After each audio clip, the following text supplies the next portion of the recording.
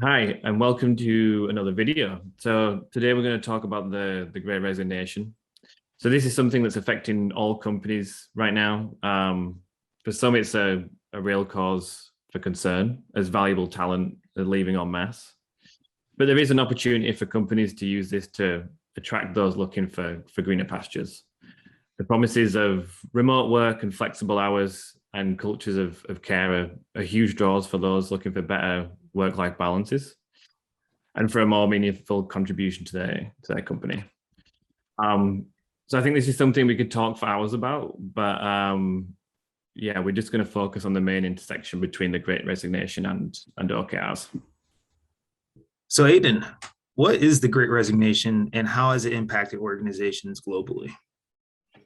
Yeah, so I guess at a high level, the Great Resignation is a mass employment movement of people leaving companies in 2021. And I don't know if we really have the figures up to 2022, but really it looked to start around March 2021 and then really kick on from there. I think, a lot of people were staying in their jobs in 2020 because there was a lot of, insecurity around employment.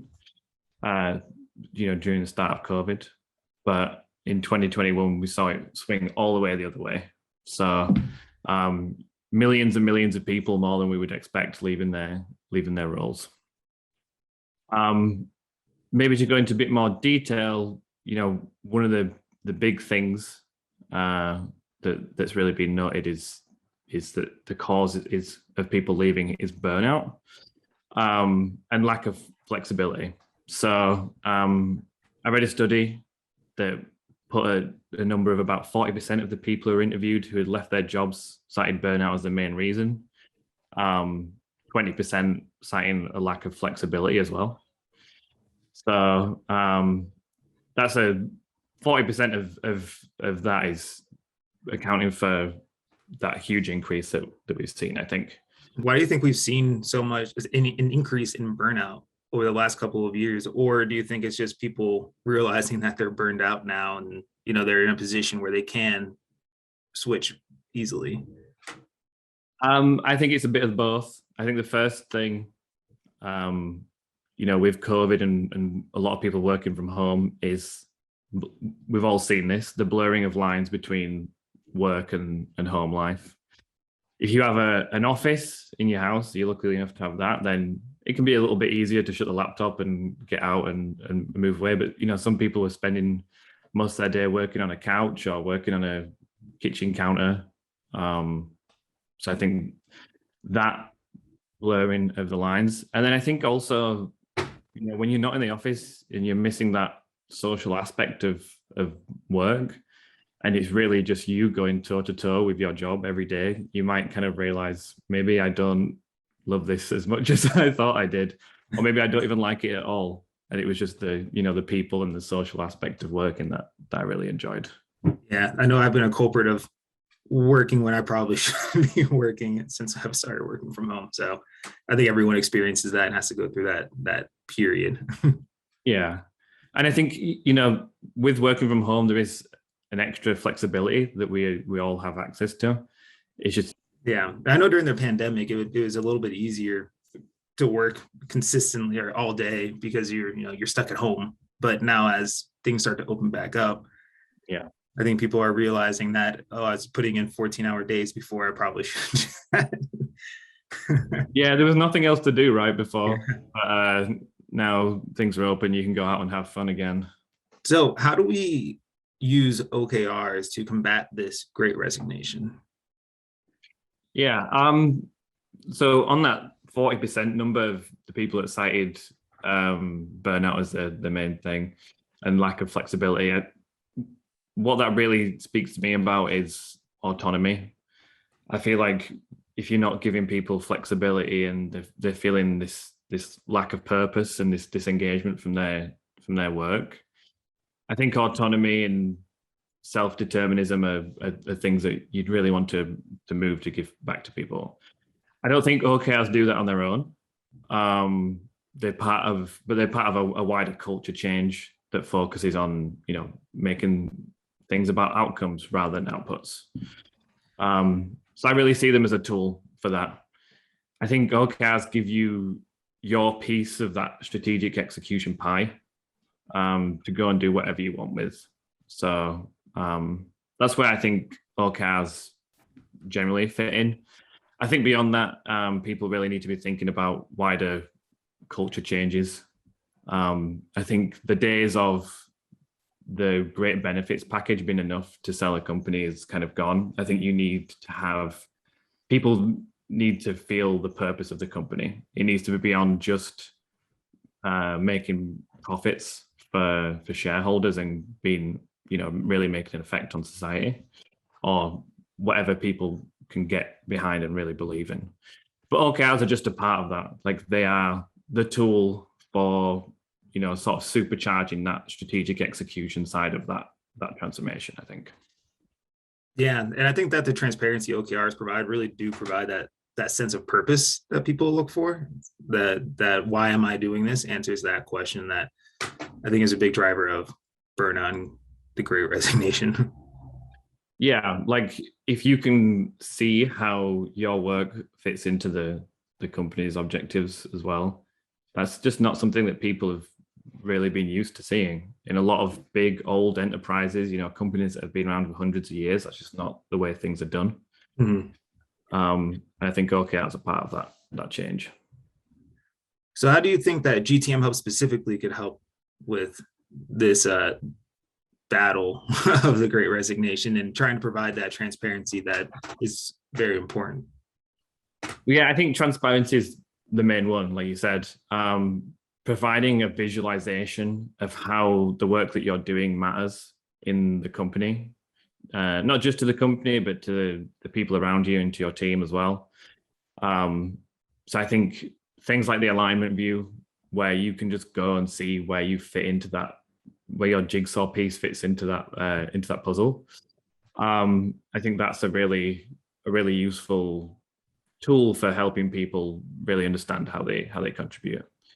I think whiteboards as well is another big one. When you're drafting your OKRs and you're planning that out, you can pull in the company objectives, use them as a guide for how you're planning, but also pull in, your parent teams or your manager's objectives or your department's objectives, and kind of aligning those all together into your own.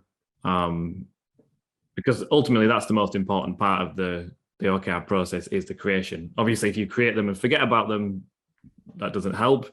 But the creation process, getting that execution on the right path at the start, I think is really the most important bit. Yeah, and I think it also provides the collaborative and social aspect that people are lacking in today's virtual environment. Yeah, so whiteboard is meant for multiple people to get together and share ideas and get on a call or a Zoom call, and really it's kind of like being in an office working on a whiteboard. It's just writing down ideas and really brainstorming and facilitating that environment. Yeah, and that goes back to that self-determination and purpose that we were talking about. You are the one setting what you're doing. You're taking the guidance of what other people have said, the company have said, but ultimately you as a contributor are deciding on how you're going to tackle those things, which I think is really cool. I think long gone are the days of company goals being shown once a quarter or once a year on a slide deck and everyone just immediately forgetting about them. I don't think that can work anymore. No, it's really cool actually working with clients and seeing how much more transparent they become once they implement their OKR methodology. And people go from seeing the goals or the metrics once a quarter, once a year, once every 2 years to seeing it consistently and really knowing what the company is trying to achieve. Yeah, and that's how you create culture change, I think, is putting those things in front of people every day or every week at least. And that's how you shift people's mindset, I think, towards outcomes. Another big one, I think that that Gtmhub can really help with is spotting the early signs of disengagement. That is a big thing for burnout. If people are feeling burnt out, they will disengage and no longer show interest in the work. I think, we talk about tackling OKRs from an engagement perspective quite a lot. So we kind of have the same data for this. I think it's two sides to the same coin, really. I think because OKRs typically define your sort of business as usual work as a team or an individual, and in a disengaged team member, it's going to show on their OKRs first before it shows on the normal work, because the OKR is going beyond that day-to-day stuff. That's where you really see the most engaged employees, right? But what it also gives is like actually a measurable way to see that disengagement. That's not to say that we should become, Big Brother and become just a way to watch people and see what they're doing. But if you can use it to spot a general trend of disengagement within like a department or a division, you can get there early and kind of try and diagnose where that issue is coming from, I think. Yeah, I've actually seen customers implement something like that where you have the engagement analysis and then they'll set it as a KPI right when they onboard. So over quarter, and you can see how teams are engaging, if the averages drop. And then you can kind of interpret what that means. If it's dropping across the board, does that mean you're not focusing enough on strategy? If one team stops engaging, does that mean that team is, becoming burnt out, or does it mean that, they're just not focusing on the correct things this quarter? So I've seen some pretty cool uses of that. Yeah, I think plenty of the time it can be not a reason for concern. It could just be that, people don't have the right OKR education. They don't really have a belief in what they're looking to do. But those are symptoms that you want to know about as well, right? Maybe it is burnout, maybe it's another one. But either way, I think it's a good set of metrics to kind of understand. Yeah, I mean, a lot of times, and I would say a majority of the time, it's usually the team or individual is busy and they don't prioritize OKRs because they see it a lot as like admin work. But at the end of the day, it's creating a culture where you really convey the importance of OKRs and that value narrative. Yeah. All right. Thanks for joining and listening to the talk about resignations there. Hopefully you found that interesting and useful. See you next time.